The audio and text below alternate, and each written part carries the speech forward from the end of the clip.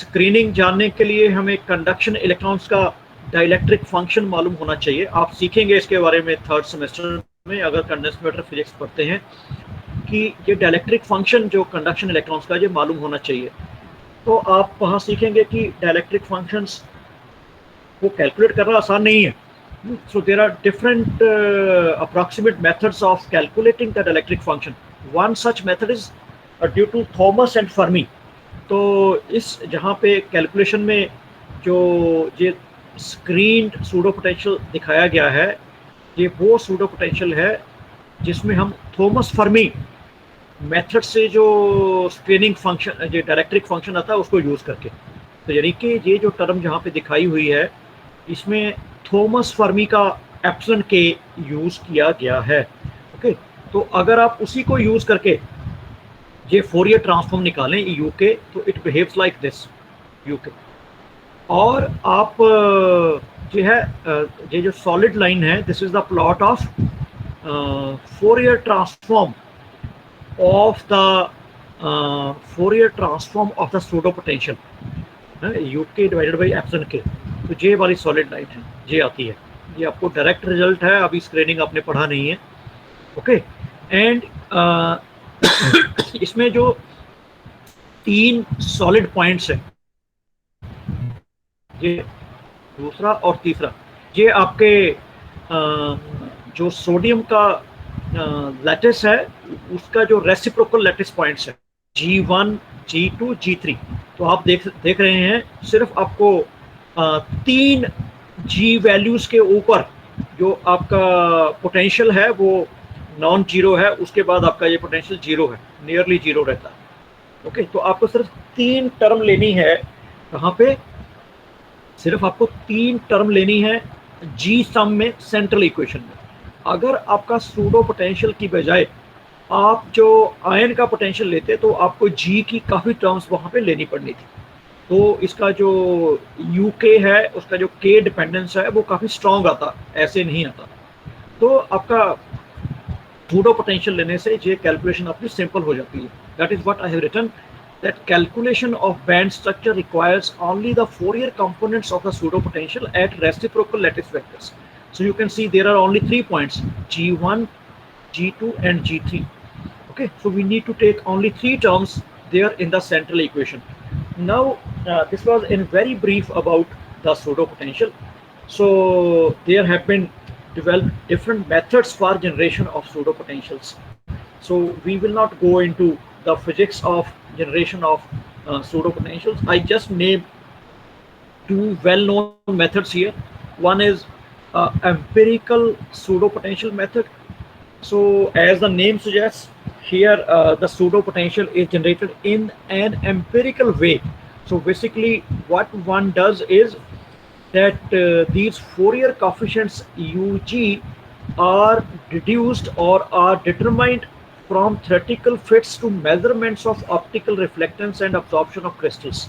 Meaning क्या है, हम सूडो पोटेंशियल को इस तरीके से चूज करते हैं ताकि जो बैंड स्ट्रक्चर हम कैलकुलेट करते हैं वो रिजल्ट को यूज करके जो एक्सपेरिमेंटल मेजरमेंट्स हैं ऑप्टिकल रिफ्लेक्टेंस की या अब्जॉर्प्शन की वो एक्सप्लेन हो जाए। Hence the name is empirical pseudo potential. यानी हम सूडो पोटेंशियल जो चूज किया उसको यूज करके हमने बैंड स्ट्रक्चर कैलकुलेट किया, उस बैंड स्ट्रक्चर यूज करके हम जो एक्सपेरिमेंटल डाटा है ऑप्टिक्स का एब्जॉर्प्शन का वो यूज करने की कोशिश, और हम जो एक्सपेरिमेंटल डाटा है आपका रिप्रोड्यूस हो जाए। Hence the name is empirical pseudo potential EPM। ठीक है, हमने थ्योरेटिकल जो डाटा थ्योरेटिकल कैलकुलेशन है उसको फिट किया एक्सपेरिमेंटल डाटा के साथ और उस सूडो पोटेंशियल को एक्सेप्ट कर लिया जिससे एक्सपेरिमेंटल डाटा बिल्कुल एक्सप्लेन हो जाए। तो हम उसको ऐसे सूडो पोटेंशियल मेथड को एम्पिरिकल सूडो पोटेंशियल मेथड कहते हैं।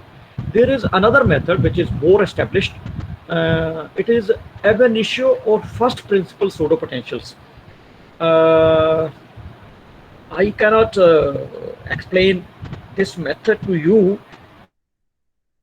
for you need to understand first what are ab initio or first principle methods. So that is beyond the scope of our course. Even the third semester or fourth semester course, you are not going to learn ab initio or first principle methods for calculating the band structure. यानी आपको थोड़ा idea लगा सकते हैं आप कि अभी हमने बैंड स्ट्रक्चर कैलकुलेट करने के जो मेथड डिस्कस किए हैं, एक तो वो सेंट्रल इक्वेशन के थ्रू,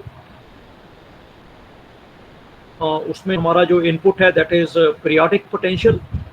एक हमारा टाइट बाइंडिंग मेथड की बात की जो कि टाइटली बाउंड इलेक्ट्रॉन्स के लिए रीजनेबल है, और एक हमने फिगनर सीड्स मेथड की बात की, उसमें भी आपने देखा होगा अप्रॉक्सीमेशंस हैं।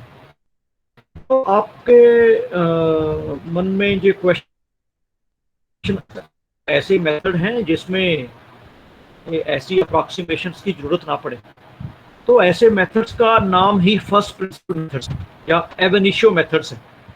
तो ab initio मेथड से सॉलिड की प्रॉपर्टीज जो हैं काफी एक्यूरेट कैलकुलेट कर सकते हैं।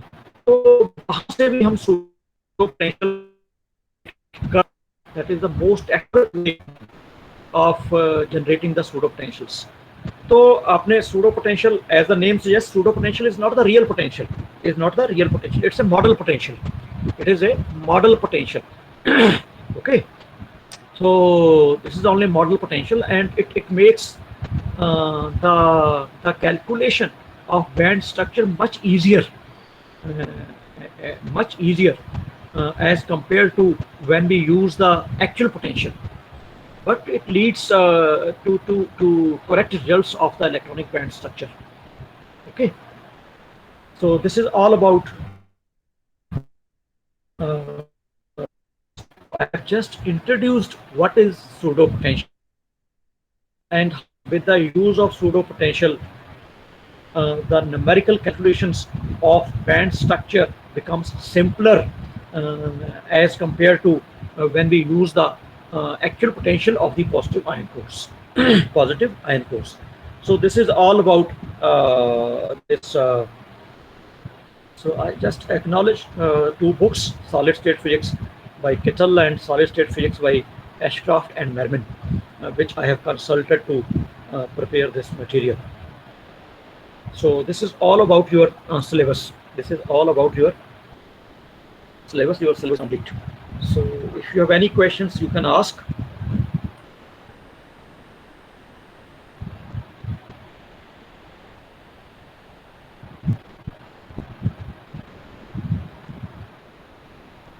अगर आपका कोई क्वेश्चन हो आप पूछ सकते हैं।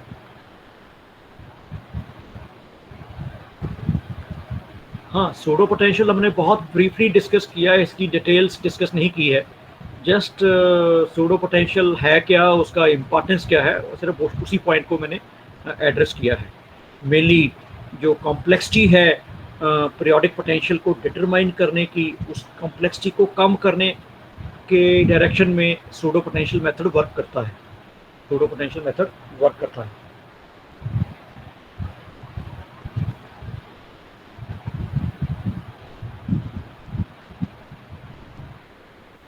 वेल, अगर आपका कोई क्वेश्चन नहीं है, I will leave the meeting and I wish you all the best for your exams. Yes sir, जैसे कि हम एटम के लिए और क्रिस्टल के लिए क्वांटम मैकेनिकल ट्रीटमेंट करते हैं सर, तो क्या सर इसी प्रकार हम मॉलिक्यूल के लिए भी कर सकते हैं सर? हाँ, करते हैं, कर सकते हैं। क्या मॉलिक्यूल को भी क्वांटम ट्रीटमेंट ही है। तो सर हमारे कोर्स में तो पढ़ाया नहीं गया, ना तो क्वांटम मैकेनिक्स में और ना ही सॉलिड स्टेट फिजिक्स में। आपने पढ़ा भूल गए। क्वांटम मैकेनिक्स में जो सेकंड सेमेस्टर में क्वांटम मैकेनिक्स का कोर्स है, उसमें थर्ड यूनिट है, उसमें यही है, central field approximation, Thomas Fermi model, Hartree method, वो यही मॉलिक्यूल के लिए। आगे फिर आपने डाई एटॉमिक मॉलिक्यूल के लिए श्रोडिंगर वेव इक्वेशन सॉल्व की हुई है। आप भूल गए। आपका जो सेकंड सेमेस्टर में क्वांटम मैकेनिक्स का कोर्स है, उसका थर्ड यूनिट जो है, selected applications of quantum mechanics, वो यही है। एंड नॉट ओनली दिस, आप एटॉमिक एंड मॉलिक्यूलर फिजिक्स में क्या करते हैं? मॉलिक्यूलर फिजिक्स में आप I think diatomic molecules, उनके vibrational energy levels, rotational energy levels, electronic energy levels, वो कहाँ से आते हैं? हालांकि आप ऐसी डिटेल नहीं पढ़ते, परंतु वो यही है, क्वांटम मैकेनिक्स से ही सॉल्व करते हैं आप एटॉमिक एंड मॉलिक्यूलर फिजिक्स में। Okay sir. तो आप एटम भी करते हैं।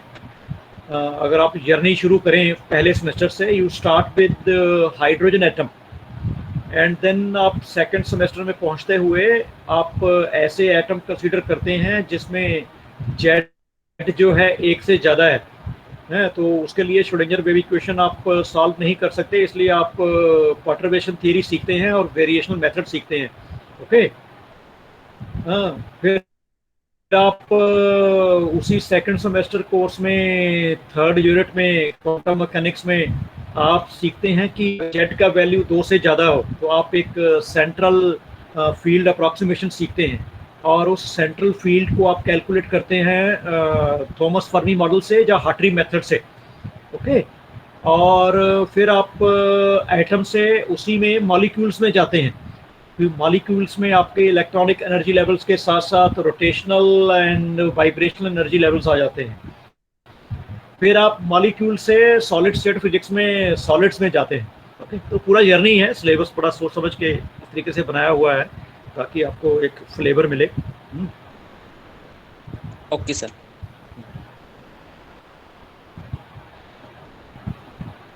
ओके, अगर किसी का कोई और डाउट नहीं है तो आई leave the meeting and I wish you all the best for your examinations.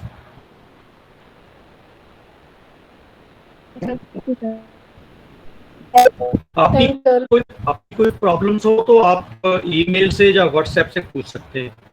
ऐसा अगर डिपार्टमेंट आते हैं तो डिपार्टमेंट में मैं फर्स्ट स्टाफ में होता हूँ, यानी सुबह 10 बजे से 2 बजे तक होता हूँ। कल आते हैं तो मैं डिपार्टमेंट में होता हूँ, otherwise you can ask your doubts through WhatsApp और ईमेल आल्सो। आप ग्रुप में पूछेंगे तो बेटर है, जो सॉलिड स्टेट फिजिक्स का ग्रुप क्रिएट किया हुआ है, तो उसमें क्या होता है कि एक स्टूडेंट ने क्वेश्चन पूछा तो एटलीस्ट उसका क्वेश्चन और जो आंसर है बाकी स्टूडेंट्स अगर नहीं जानते हो तो कोई फ़ायदा हो जाता है। तो बजाय कि आप इंडिविजुअल पूछें, मैं कहूँगा कि ग्रुप में पूछें, तो ग्रुप को फ़ायदा होता है। I leave the meet.